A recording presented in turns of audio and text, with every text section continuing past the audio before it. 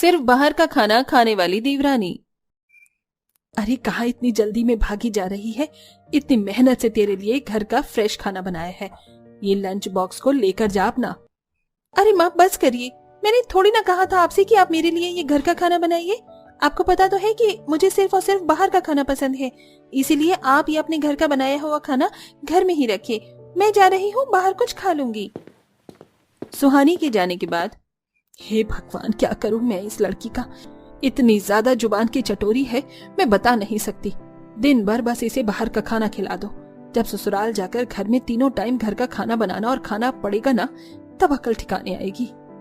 अब कुछ साल बाद सुहानी की कॉलेज की पढ़ाई खत्म हो जाती है, जिसके बाद विवेका अपनी बेटी सुहानी की शादी करवा देती है। आओ बहू, घर के अंदर आओ, इसे अपना घर ही समझो। माँ जी को कैसे बताऊं कि मेरा असली घर तो अच्छे अच्छे रेस्टोरेंट और ढाबे हैं।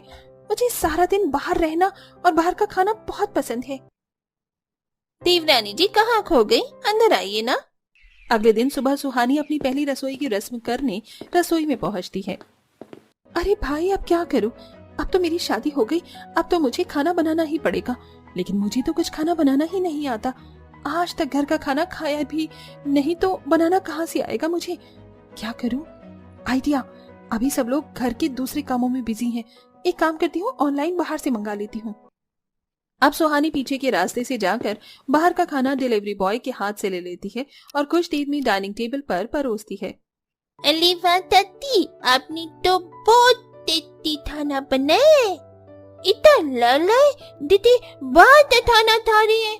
सुहानी, खाना तो तुमने बहुत ही स्वादिष्ट बनाया है। मैं तो सोच रहा हूँ घर पर अपने ऑफिस के कुछ फ्रेंड्स बुला लूं। इसी बहाने शादी की पार्टी जो उन्होंने मिस किया था वो भी कवर हो जाएगी।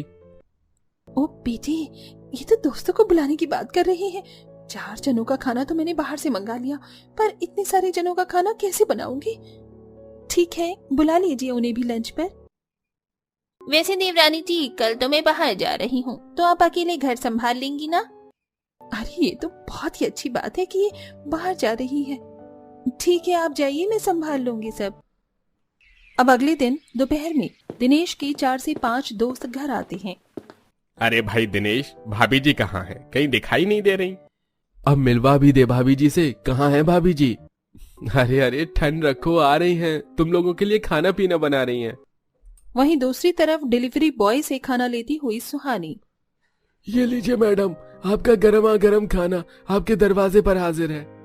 हाँ हाँ, जल्दी इधर तो खाना, और ये पकड़ो अपने पैसे।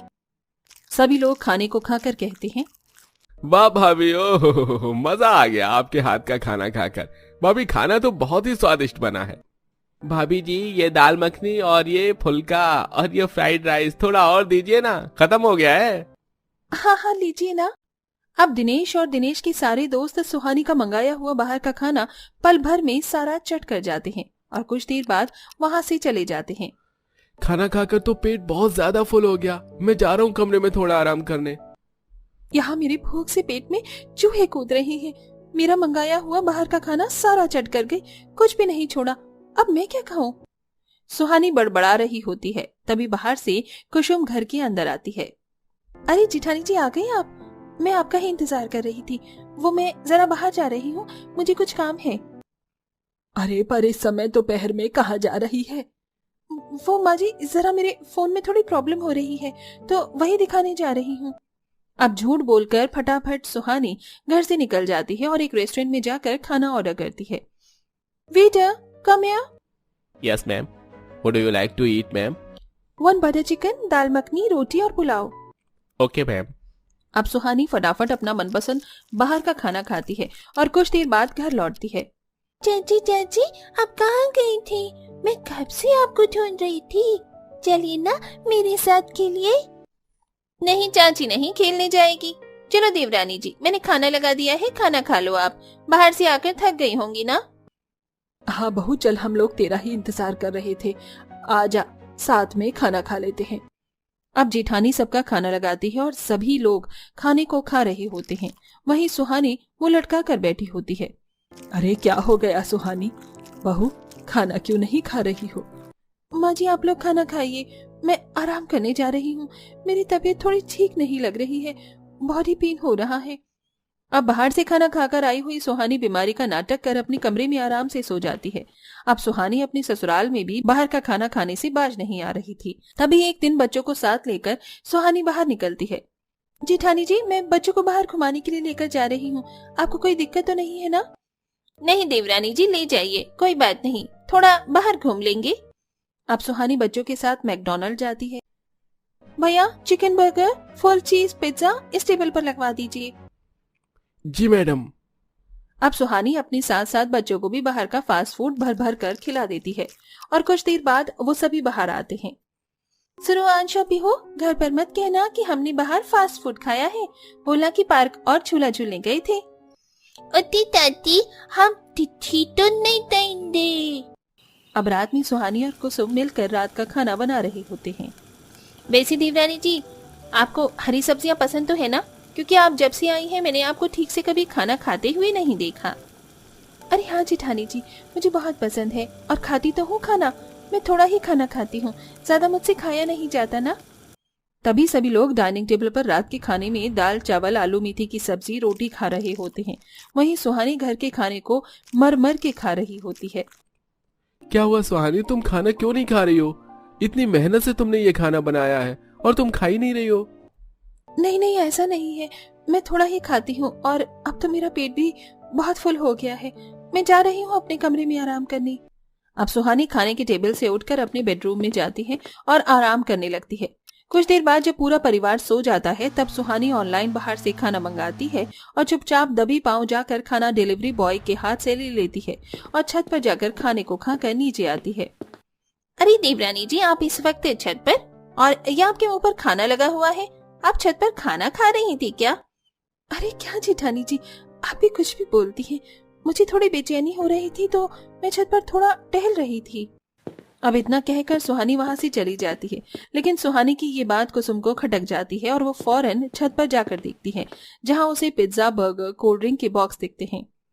अच्छा, तो हमारी देवरानी जी को बाहर का खाना पसंद है, इसीलिए घर में खाने को नाक मारती हैं। अगले दिन सुबह दोनों देवरानी जेठानी रसोई में होती हैं। सुहानी, मैं क्या सोच रही थी कि आज सबके लिए बाहर का खाना मंगा लेते हैं, मेरी थोड़ी तबीयत भी ठीक नहीं लग रही है। क्या कहा जेठानी जी, बाहर का खाना? ये तो बहुत ही अच्छी बात है, मंगाइए ना, मजा आ जाएगा। वैसे भी बहुत दिन हो गए बाहर का खाना खाए। बहुत दिन कहाँ हुए देवरानी जी, आप तो रोज बाहर का ही खाना खाती हैं।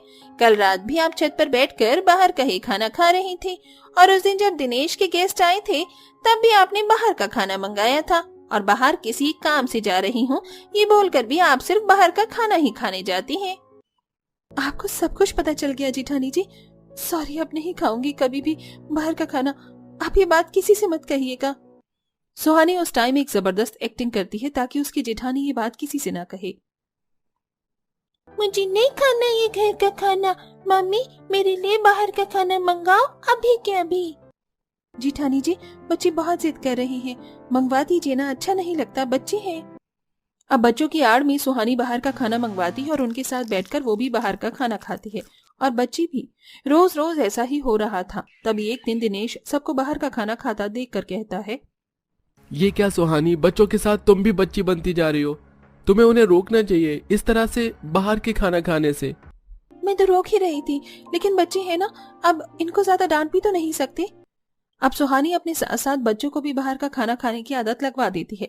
तभी एक दिन पीहू और अंश की तबीयत बहुत ज्यादा खराब हो जाती है और उनको बार बार उल्टियां आनी शुरू हो जाती हैं, जिसके बाद सभी लोग घबराकर उन्हें डॉक्टर के पास लेकर जाते हैं। बाहर का खाना खाने की वजह से दोनों ही बच्चों के लिवर में सूजन आ गई है। अब कुछ समय आप इन्हें बॉयल खाना दीजिएगा। अपनी पोता पोती की तबीयत खराब होता देख संध्या गुस्से से कहती है, ये सब उस सुहानी की वजह से हुआ है। सुहानी ने अपने बाहर के खाने के चक्कर में बच्चों का इस्तेमाल किया और उन्हें भी जानबूझकर बाहर के खाना खाने की आदत लगवाई, जिस वजह से आज बच्चों की ये हालत है। माँ जी, जेठानी जी, मुझे माफ कर दीजिए, मुझे खुद बहुत बुरा लग रहा है कि बच्चों की हालत इतनी बिगड़ गई, लेकिन मैं वादा करती हूँ आज के बाद मैं खुद घर पर खाना बनाऊंगी और सबके साथ घर का ही खाना खाऊंगी। समोसे ले लो, समोसे चटपटे हरी चटनी के साथ गर्मा गर्म समोसे ले लो। हे राम, चलते चलते थक चुकी हूँ, कुछ देर यहीं रहती हूँ। अरे वाह, बहुत गर्मा गर्म समोसे की खुशबू आ रही है। सुमित्रा, तू जरा 4 समोसे तो दियो। हाँ हाँ, ये ले गर्मा गर्म समोसे, 40 के 4 हुए। ये ले पैसे। एक बात बता, तू कब तक अकेले बूढ़ी सी उम्र में गली गली घूमकर समोसे बेचती रहेगी? अपने बेटे की शादी कर, घर पर बहू ला, बहू से सेवा करवा। अरे मेरी नजर में कोई लड़की नहीं है, मिलेगी तब तो शादी करूंगी। तू बोले तो मैं तुझे एक रिश्ते की खबर दे देती हूँ। मेरी नजर में है एक लड़की, 12वीं पास तो होगी वो लड़की, गरीब है पर सयानी है। गरीब तो मैं भी हूँ सुनीता, मेरे पास बहू को देने के लिए कुछ नहीं है, तो मुझे भी कुछ नहीं चाहिए। बात बन जाती है तो बता दे। तू परेशान मत हो, मैं आज ही उस लड़की के माता पिता से बात करती हूँ अपने मोहित बेटे के लिए। सुनीता समोसे लेकर अपने घर चली जाती है। वहीं सुमित्रा भी समोसे बेचने आगे निकल जाती है। शाम को सुनीता शैला के घर पहुंचती है, जो उसके रिश्तेदारी में ही थी। अरे कैसी हो शैला और लोकेश भाई साहब, सब बढ़िया तो है? है, सब बढ़िया तो है, बस मेरी बेटी की शादी की चिंता खाए जा रही है। कहीं अच्छा लड़का नहीं दिख रहा है, और ये है कि अपनी परीक्षा करना भी नहीं छोड़ रही, डॉक्टर बनने की रट लगा रखी है। इसका मतलब मैं बहुत सही वक्त पर आई हूँ। मैं आपकी बेटी नंदिनी के लिए रिश्ता लेकर आई हूँ। लड़का बहुत अच्छा है, 4 पैसे कम कमाता है, लेकिन सास भी समोसे बेचने का काम करती है और उन्हें दहेज में भी कुछ नहीं चाहिए। सच, ये तो बहुत बढ़िया हो गया। हम तो वैसे ही अपनी बेटी की शादी करने के लिए परेशान हो रही थी। सुनीता बहन जी, आप लड़के वालों को हाँ कर दीजिए और मिलने के लिए भी बता दीजिए। ठीक है, मैं लड़के वालों से बात करती हूँ। जब तक आप अपनी बेटी को अच्छे से मना लेना, ऐसा रिश्ता बार बार नहीं मिलता। सुनीता जाती है कि बेटी नंदिनी सब कुछ सुनकर घर में आती है और अपनी किताब साइड में रख के कहती है, माँ, मुझे पता था आप ऐसा करोगे। मैंने सब सुन लिया था, मेरे कान है, मैं अंधी नहीं हूँ। सब सुन लिया तो अच्छी बात है।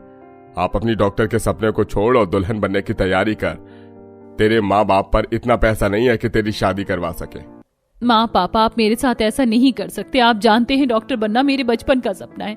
कैसे कैसे मैंने 12वीं में साइंस ली, टॉप किया और अब नीट के एग्जाम की तैयारी कर रही हूँ। बड़ी मुश्किल से स्कॉलरशिप से ये महंगी किताब लेकर आई हूँ। बस मुझे इस परीक्षा को पार करके मेडिकल कॉलेज में दाखिला लेना है और फिर मैं डॉक्टर बन जाऊंगी।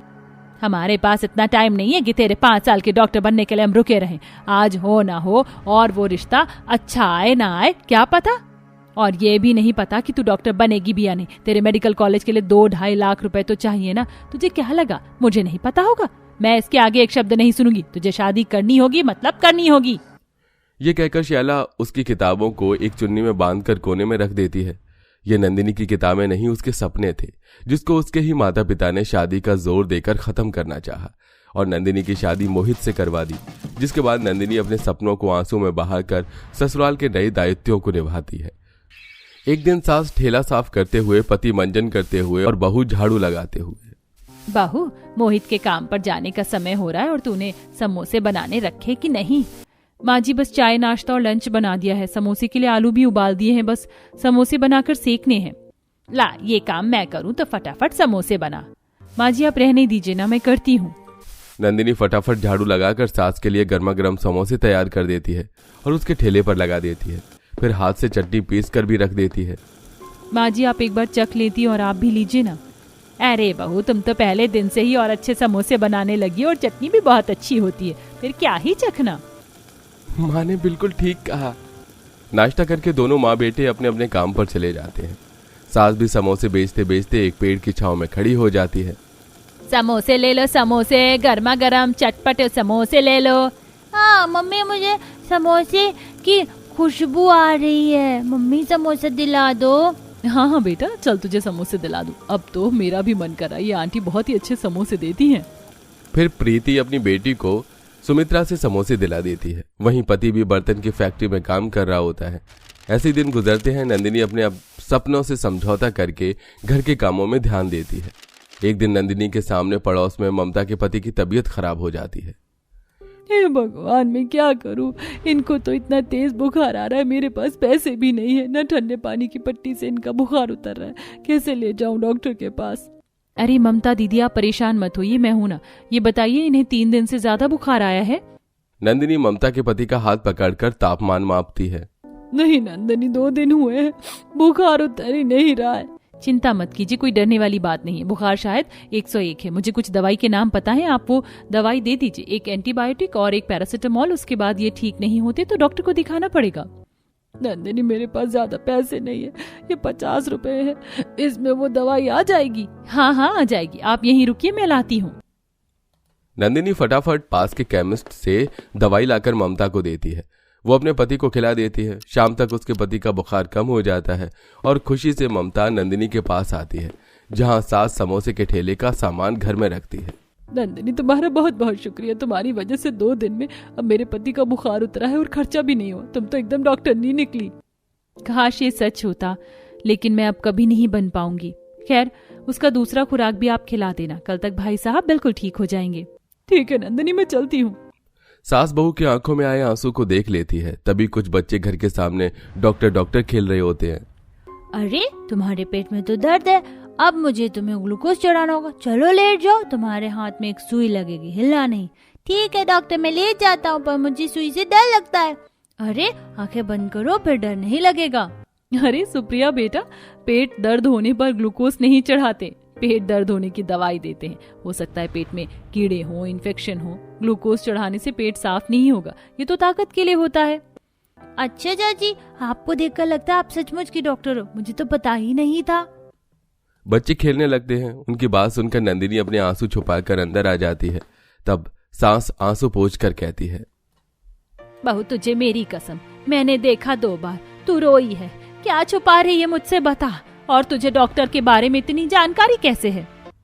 आपने मुझसे क्या पूछ लिया माँ जी, फिर भी मैं आपको बता देती हूँ। डॉक्टर बनना मेरा सपना था, जो शादी के बाद मैं कभी पूरा नहीं कर पाऊंगी। माँ पापा ने गरीबी के कारण मुझे आगे पढ़ने नहीं दिया, वरना आज मैं बहुत अच्छी डॉक्टर बनती। बस इतनी सी बात, मेरी बहू की जो इच्छा पहले पूरी नहीं हुई, अब उसे मैं पूरा करूंगी। मैं तेरे डॉक्टर बनने का सपना पूरा करूंगी, चाहे इसके लिए मुझे दिन रात समोसे क्यों ना बेचने पड़े। नहीं माँ जी, मैं नहीं चाहती कि आपको इस उम्र में मेरी वजह से कोई परेशानी हो। मैंने अपने सपनों का गला घोट दिया है। देख बहू, तू सच में मुझे अपना मानती है तो तू अपने सपने को जरूर पूरा करेगी। तो पैसों की चिंता मत कर, मैं हूं ना। समोसे का काम बहुत अच्छा चलता है। वो क्या बोलते हैं, आजुकाशन लोन में मैं वो ले लूंगी और पैसे भर दूंगी। माँ जी, एजुकेशन लोन होता है। सच में आप बहुत अच्छी हैं, आपके सपोर्ट से देखना मैं बहुत अच्छी डॉक्टर बनूंगी। तभी बहू अपनी सास के गले लग जाती है। फिर दोनों एजुकेशन लोन की बात करने बैंक जाते हैं, जहां बात बन जाती है। बहू का एजुकेशन लोन मिल जाता है, जिससे वो नीट की दिन रात पढ़ाई करके अपने मेडिकल कॉलेज में एडमिशन ले लेती है, जहां उसकी ट्रेनिंग भी शुरू हो जाती है। अपनी पढ़ाई पूरी करने के बाद वो अपने सास के साथ समोसा बनाने में भी मदद करती है। माँ जी, मैंने समोसे तैयार कर दिए हैं। और मेरे पास टाइम था तो मैंने चटनी बना दी और एक्स्ट्रा चटनी बनाई है। अब ज्यादा काम करने से चटनी खत्म हो जाती है ना समोसे की। ये बात तो है बेटा, अपनी पढ़ाई करने लग जा, वरना मैं तुझे डांट लगाऊंगी। ठीक है माँ जी। सास अपने समोसे का थैला लेकर सुबह शाम दिन रात कभी गली तो कभी स्कूल के पास तो कभी मजदूर वाली जगह पर जाती, जिससे उसकी समोसा की बिक्री ज्यादा होती है। बूढ़ी सुमित्रा थक जाती है, लेकिन अपनी बहू के लिए कोशिश करना कम नहीं करती। वो कर्ज के पैसे चुकाती है। वहीं दूसरी तरफ पति और बहू भी अपने अपने काम और पढ़ाई में मेहनत करते हैं। देखते ही देखते नंदिनी एक बहुत बड़ी और फेमस डॉक्टर बन जाती है, जो काफी बड़ी बड़ी सर्जरी में सफलता पाती है और एक दिन अपने घर लौटती है। डॉक्टर की वर्दी में उसे देख सास के आंसू बह जाते हैं। मेरी होशियार डॉक्टर बहू आ गई। देख रहे हो ना तुम सब, मेरी बहू डॉक्टर बन गई है, और वो भी बहुत बड़ी डॉक्टर। हाँ, ये तो बिल्कुल सच बात है सुमित्रा काकी। कोई इस बात को झुठला नहीं सकता कि आपने अपनी बहू का बहुत साथ दिया है। ये तो आपने बिल्कुल ठीक कहा। मुझे डॉक्टर बनने में सिर्फ मेरी माँ जी का हाथ है, लेकिन मोहित ने भी मेरा बहुत साथ दिया। आज मैं अपना सपना इन दोनों की वजह से पूरा कर पाई हूँ, और देखना अपने गांव में मैं मुफ्त इलाज करूंगी। अरे वाह, देखो समोसे वाले की बहू डॉक्टर बन गई। हाँ उषा। पति अपनी पत्नी के डॉक्टर बनने पर ढोल बजवा देता है। सब लोग नाच नाच कर जश्न मना रहे होते हैं। बहू के डॉक्टर बन जाने पर उसकी तनख्वाह भी लाखों रुपए की होती है। इससे उनका बहुत अच्छा घर बन जाता है। वो सब खुशी खुशी रहने लगते हैं। साथ ही बहू गांव में लोगों का मुफ्त इलाज करके दुआएं पाती है।